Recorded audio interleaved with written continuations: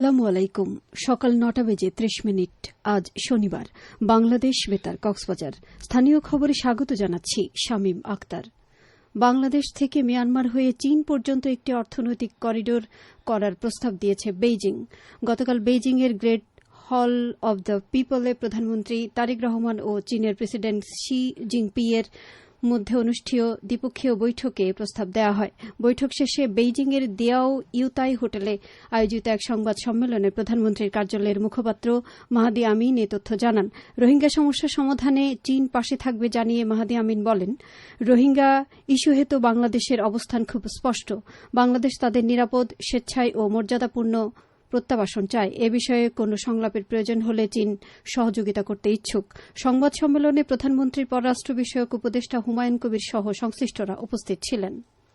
Bangladesh Myanmar সীমান্ত দিয়ে ইয়াবা পাচার প্রতিরোধে কক্সবাজার সীমান্তে 4টি ড্রোন ও এন্ট্রি ড্রোন মোতায়েন করেছে বর্ডার গার্ড বাংলাদেশ বিজিবি। পাশাপাশি সীমান্ত জুড়ে নজরদারি আরও জোরদার করা হয়েছে বলে জানিয়েছে বাহিনীটি।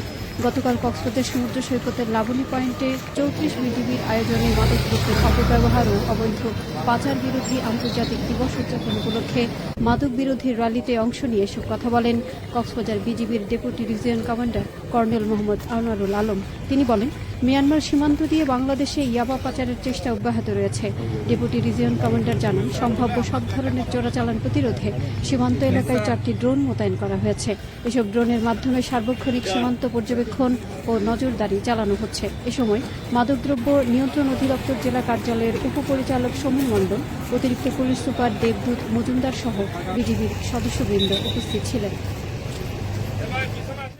চকরিয়া 100 শয্যা বিশিষ্ট উপজেলা স্বাস্থ্য কমপ্লেক্স পরিদর্শন করেছেন স্বাস্থ্য ও পরিবার কল্যাণ মন্ত্রণালয়ের সচিব মোহাম্মদ কামরুজ্জামান চৌধুরী। গতকাল পরিদর্শনকালে স্বাস্থ্য সচিব স্বাস্থ্য কমপ্লেক্সের বিভিন্ন ইউনিট ঘুরে দেখেন এবং চিকিৎসা সেবা, রোগী ব্যবস্থাপনা, পরিচ্ছন্নতা ও সার্বিক কার্যক্রম সম্পর্কে খোঁজখবর নেন। পরে তিনি হাসপাতালের সেবার মান নিয়ে সন্তোষ প্রকাশ করে বলেন, সকলের আন্তরিক প্রচেষ্টায় চকরিয়া 100 শয্যা বিশিষ্ট উপজেলা স্বাস্থ্য কমপ্লেক্সকে একটি মডেল উপজেলা হাসপাতালে পরিণত করা সম্ভব।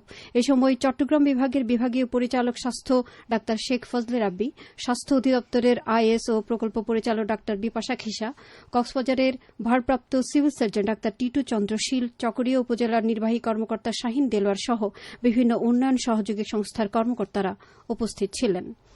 রামু চৌমোহনী বাজারে পুনরায় শুরু হয়েছে ময়লা আবর্জনা পরিষ্কার কার্যক্রম। রামু উপজেলা প্রশাসন ও চৌমোহনী বণিক সমবায় সমিতির উদ্যোগে গতকাল থেকে এই কার্যক্রম চালু করা হয়। রামু চৌমোহনী বণিক সমিতির সভাপতি রুহুল আমিন রকি জানান, আগের সপ্তাহে একদিন বাজারের ময়লা পরিষ্কার করা হলেও এখন থেকে সপ্তাহে 2 দিন নিয়মিত এ কার্যক্রম পরিচালিত হবে। রামু উপজেলা নির্বাহী কর্মকর্তা জিল্লুর রহমান জানান, বাজারের পরিচ্ছন্নতা নিশ্চিত করতে উপজেলা প্রশাসন ও চৌমোহনী বণিক সমবায় সমিতির সমন্বয়ে নিয়মিতভাবে এই কার্যক্রম পরিচালনা করা হবে। এ কাজে ব্যবসায়ী সহ সকলের সহযোগিতা কামনা করেন তিনি। উখিয়ায় প্রান্তিক কৃষকদের মানসম্মত ও উচ্চ ফলনশীল বীজ সংগ্রহ ও কৃষি উপকরণ এবং প্রয়োজনীয় তথ্য সেবা প্রাপ্তি সহজ করার লক্ষ্যে গ্রাম পর্যায়ে বীজ বিক্রয় কেন্দ্র উদ্বোধন করা হয়েছে। গতকাল রত্নাপালং ইউনিয়নের তুলাতলী এগ্রিগেশন সেন্টারে বীজ বিক্রয় কেন্দ্র উদ্বোধন করা হয়। এ সময় উপজেলা কৃষি কর্মকর্তা সহ জাতিসংঘের কৃষি উন্নয়ন সংস্থা FAO এর প্রতিনিধিরা উপস্থিত ছিলেন। ইউরোপীয় ইউনিয়নের অর্থায়নে পরিচালিত কৃষিপণ্য উৎপাদন ও বিপণন সমবায় সমিতি লিমিটেডের সহযোগিতায় তুলাতলী এগ্রিগেশন সেন্টারের মাধ্যমে কৃষি খাতে প্রায় 600 জন কৃষক সহায়তার আওতায় আসবে। এতে স্থানীয় কৃষকরা উন্নতমানের বীজ, প্রযুক্তিগত তথ্য এবং জলবায়ু সহনশীল কৃষি প্রযুক্তির সুবিধা পাবেন বলে জানান সংশ্লিষ্টরা। টেকনাফ উপজেলার সেন্ট মার্টিন ইউনিয়নে সামুদ্রিক প্রাণী সংরক্ষণ ও জীববৈচিত্র্য রক্ষায় জেলেদের মাঝে বিলবোর্ড বিতরণ করা হয়েছে। গতকাল উপজেলা মৎস্য অধিদপ্তরের সহযোগিতায় বেসরকারি সংস্থা WBBর উদ্যোগে এই বিলবোর্ড বিতরণ করা হয়। এ উপলক্ষে সেন্ট মার্টিন বোট মালিক সমিতির কার্যালয়ে ইউনিয়ন পরিষদ চেয়ারম্যান ফয়জুল ইসলামের সভাপতিত্বে এক মতবিনিময় সভা অনুষ্ঠিত হয়।